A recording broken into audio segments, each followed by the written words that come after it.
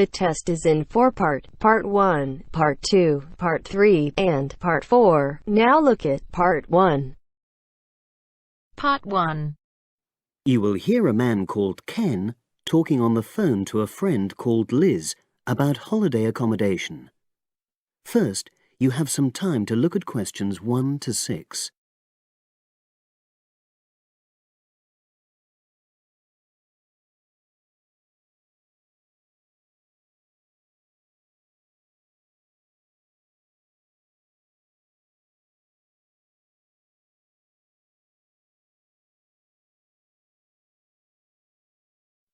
Now we shall begin. You should answer the questions as you listen because you will not hear the recording a second time. Listen carefully and answer questions 1 to 6.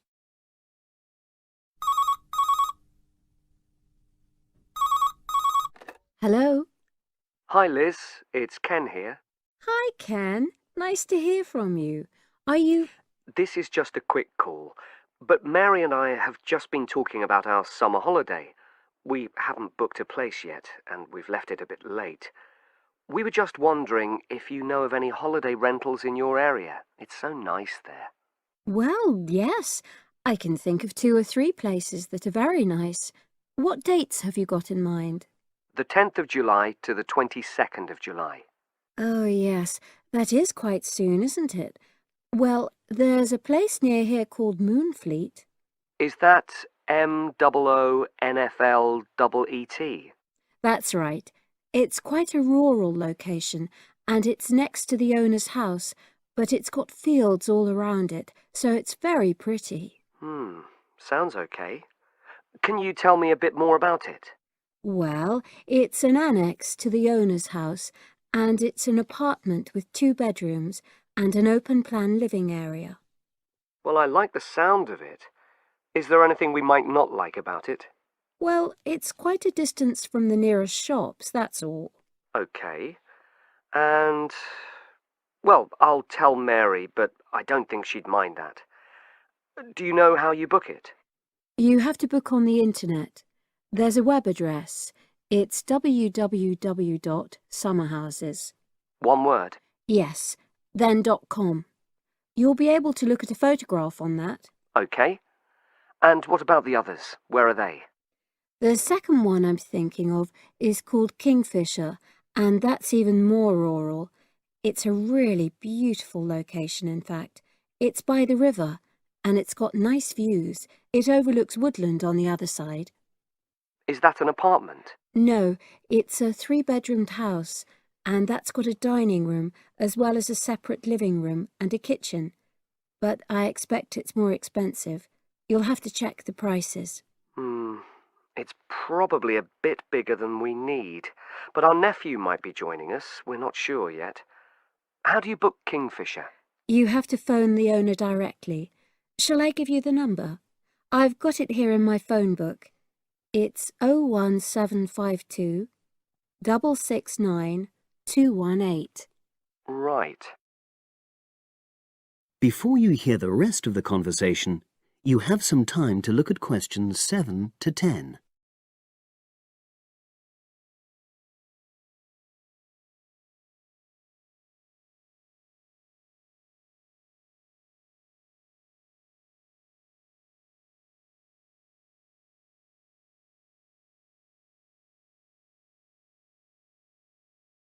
Now listen and answer questions 7 to 10. And you mentioned a third place? Yes, there's a house that my sister stayed in last year. It's called Sunnybanks. Nice name. And the location of that one is rather different. It's in the centre of a village, but it's a very small and quaint place. Did your sister like it? Oh, yes. It's by the sea, so her children really loved it. What's the accommodation like? I'm not sure about the number of rooms, because I haven't been in it myself, but I think she said it's quite spacious, and I know it's got its own garden.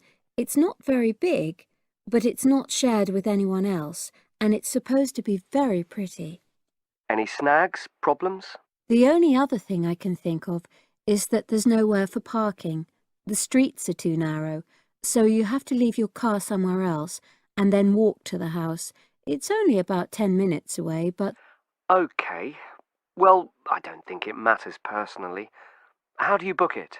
There's an agent you have to contact. I don't know his details, but I can ask my sister and let you know tomorrow. Thanks, Liz. That'd be great. I'll talk to Mary and see what she says. Thanks for your help. That's okay, Ken. I'll speak to you again tomorrow. I hope you find what you're looking for. That is the end of part 1. You now have half a minute to check your answers.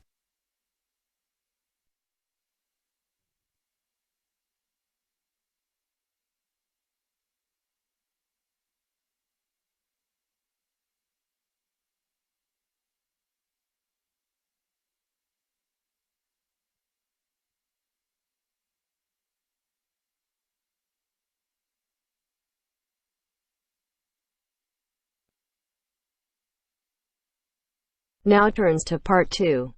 Part 2. Zoe goes to talk to her academic advisor. First, look at questions 11 to 14.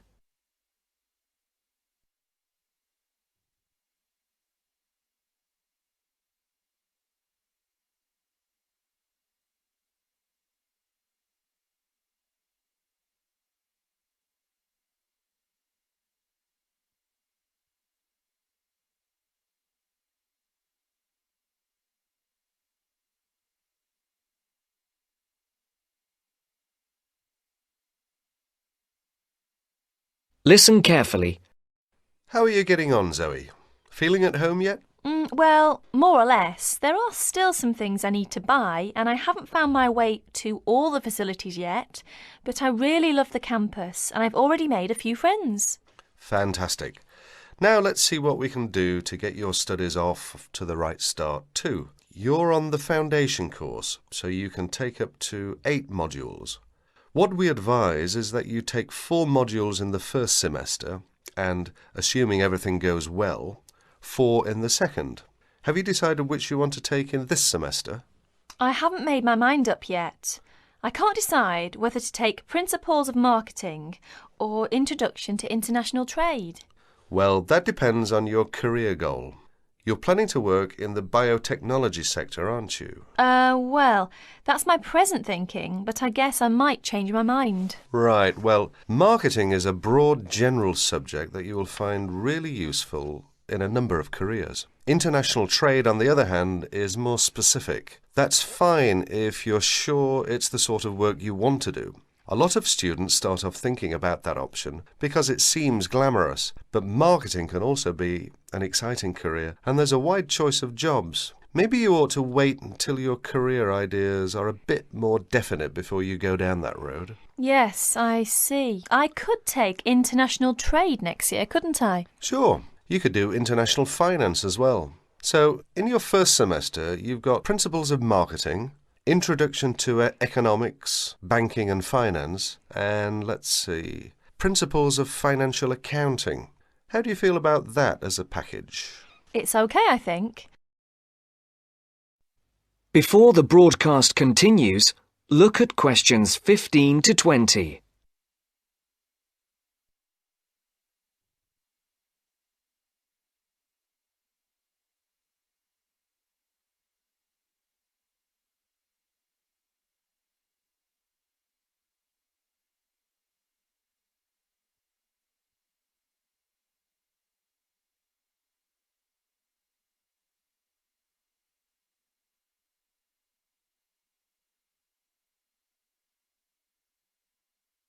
You will now listen to the second part of the talk.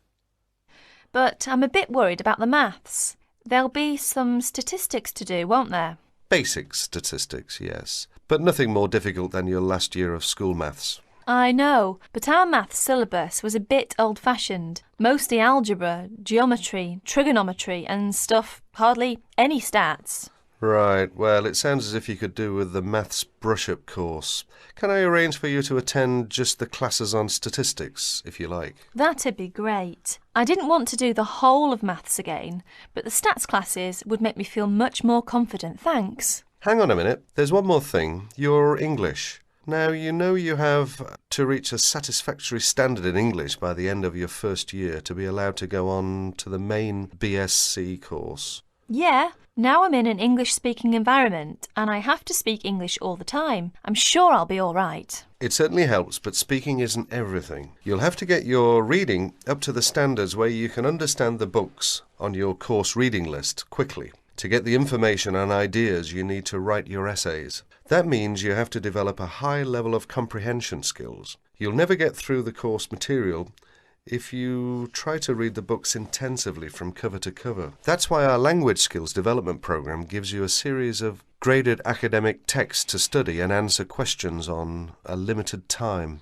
You'll probably find it hard at first, having to work against the clock without a dictionary. How can I improve my skimming and scanning skills? Good question. For that, you'll have to do a range of specially designed exercises. Sometimes these will be from a transparency, because it is often how the lecture material is presented. Sometimes I think I'll never learn all the vocabulary. English is such an enormous language. I know what you mean.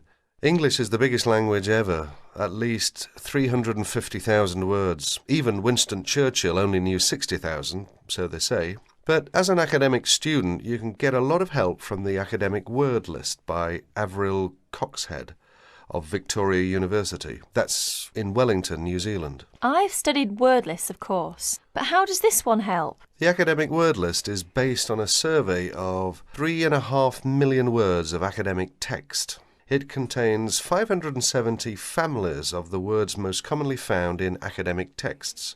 Well, that's apart from the 2,000 most useful words in English. They come in a separate list. You can see copies of both in the library. You said word families. Do you mean words that are similar? In a way, yes. It means that all the different grammatical forms of a word are listed together, so you can see the nouns, verbs, adjectives, forms with prefixes and suffixes and so forth. It'll be clearer when you look at it. Anyway, Avril Coxhead gives you really great hints about how to learn the words, so it shouldn't be too daunting. The trouble is, I tend to forget the words I learn. Well, there are two ways you can tackle that. First, always try to learn the words in a context. Either learn a whole sentence using a word, or learn a phrase that the word typically comes in. We call phrases like that collocations. That's a new one on me. Collocations. I'd better make a note of it. You do that. You can find collocations in most modern dictionaries. Anyway, as I was saying, there's a second study aid I recommend for vocabulary learning. When you get an assignment, take a sheet of paper and write 4 headings. Words I can use, words I can recognise but can't use, words I'm not sure of, words I don't know. Don't bother with the simple words, of course. Then go back after 2 weeks and look at the list again. Can you move any of the words into a better column? That is the end of part 2. You now have half a minute to check your answers.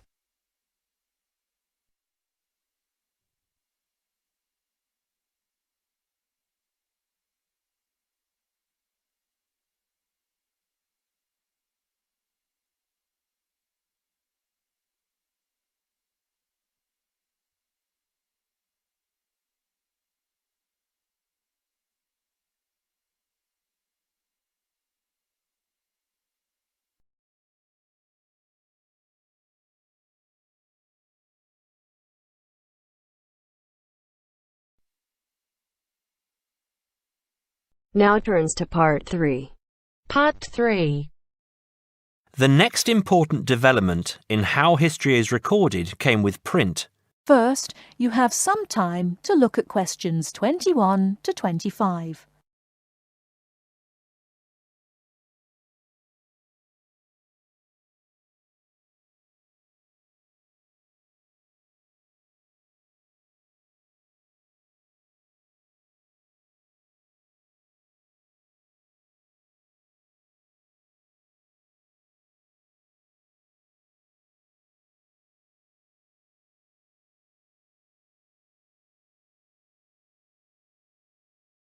Now listen carefully and answer questions 21 to 25.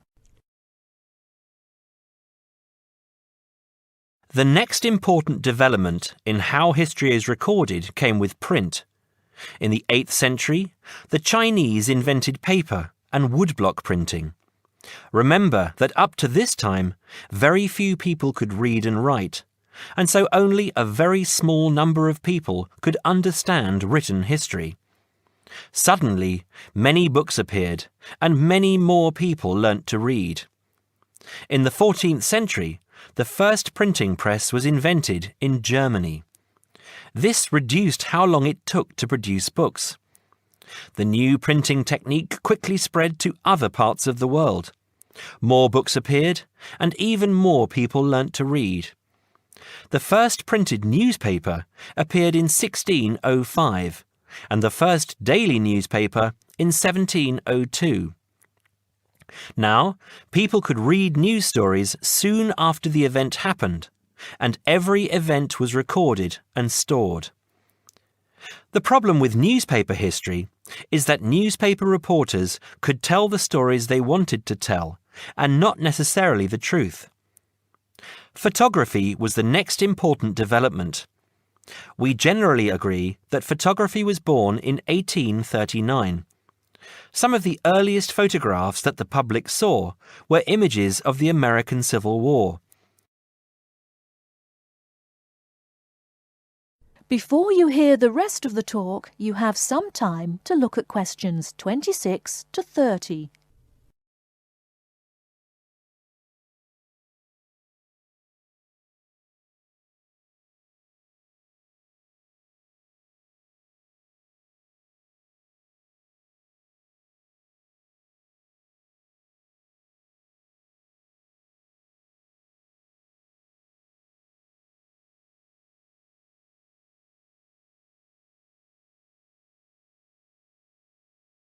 Now listen and answer questions 26 to 30. People were shocked by the photographs of dead soldiers, and for the first time saw the reality of war. By 1850, photographs appeared regularly in newspapers, and people now expected the truth. At the end of the 19th century came the first motion picture camera. Soon, history was being recorded as moving images. In the 1930s, television brought moving images into people's homes. More and more people saw history as it happened, and more history was recorded. Today, of course, we expect that every event in the world is recorded. Satellite TV and the Internet allow people to watch any event, anywhere in the world, as it happens. It doesn't matter if the TV cameras are not there. People carry around mobile phones and can record any incident and then share it online. Families have their own video cameras and record their own history. Children now grow up watching their parents and grandparents on film. I'm sure you'll agree that the transition from storytelling to what we have today has been dramatic, and I hope that... That is the end of part 3. You now have half a minute to check your answers.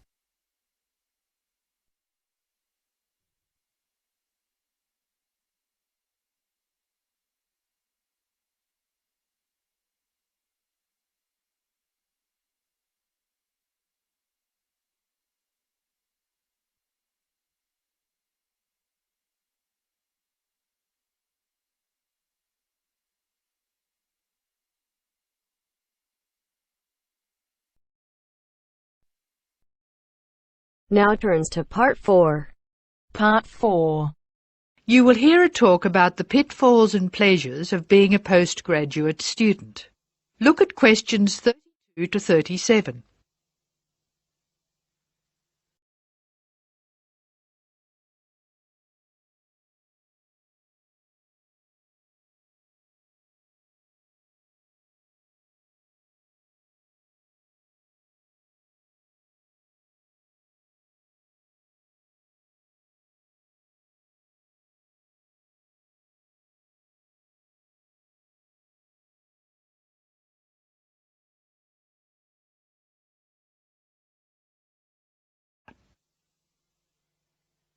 Postgraduates are about as easy to define as catching steam in a bucket.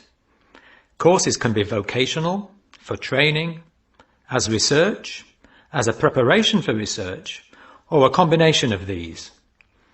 Also, you can choose between full-time and part-time. Increasingly, the approach to postgraduate study is becoming modular. The vast majority of postgraduates are doing short, taught courses, many of which provide specific vocational training.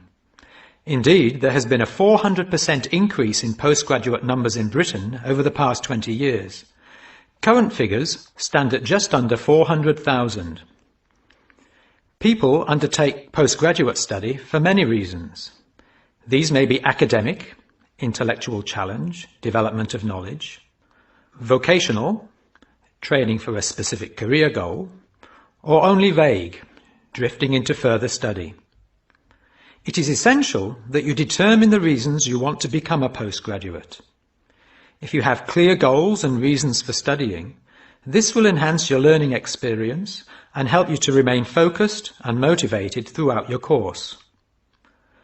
Where you study should be based on much more than the course you want to do.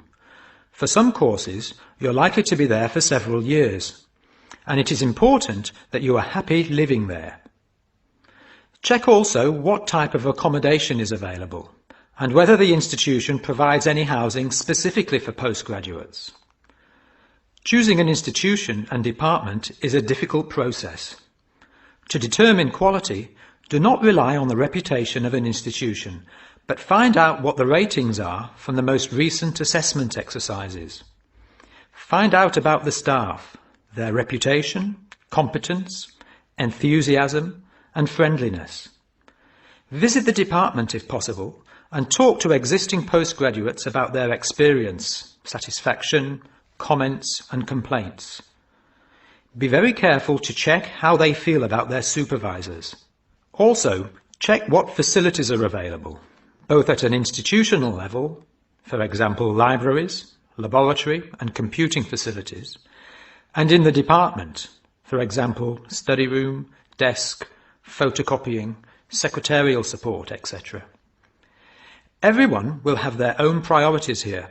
I am always anxious to check the computer support available and regard it as slightly more important than library access.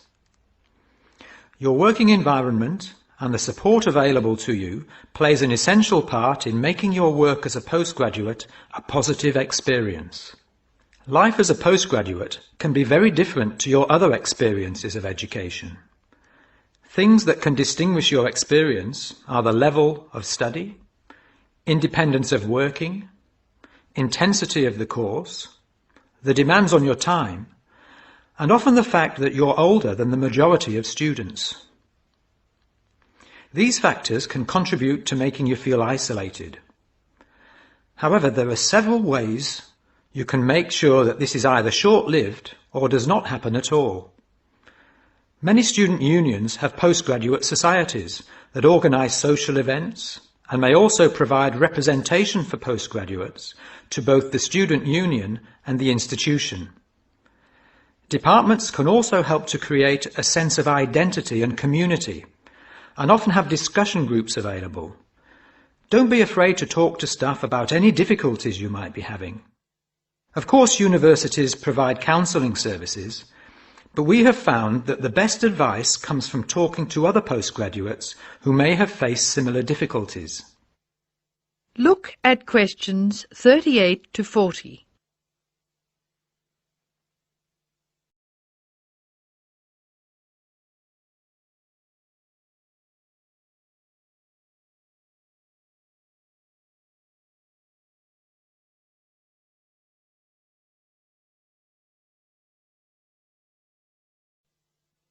Financial planning is essential, since the government excludes postgraduates from student loans, and it can be difficult to maintain your student status with banks.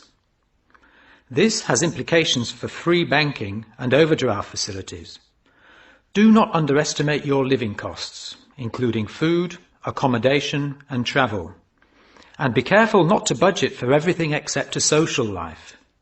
Funding a course is one of the most challenging things people face when considering postgraduate study. Most postgraduate students finance themselves. They pay often very large fees to the institution and receive no maintenance income to support their study. Make sure you know exactly what your costs will be. Institutions often hide extra fees, like laboratory costs, behind the headline fee rate advertised. Funding can come from various sources: research councils, charities, trust funds, institutional scholarships, local education authorities, and professional bodies and organisations all offer various levels of funding. As I said before, the government excludes postgraduates from student loans, so it is essential you look to other sources. Career development loans are available from high street banks. The best advice on funding is to be proactive, persistent and patient. The postgraduate community in Britain is multinational, has a wide range of experience of life and work, and an exciting mix of goals, both career and academic. Being a postgraduate student should be a productive and fulfilling thing to do, and you will become part of a diverse and motivated social group. That is the end of part 4. You now have half a minute to check your answers.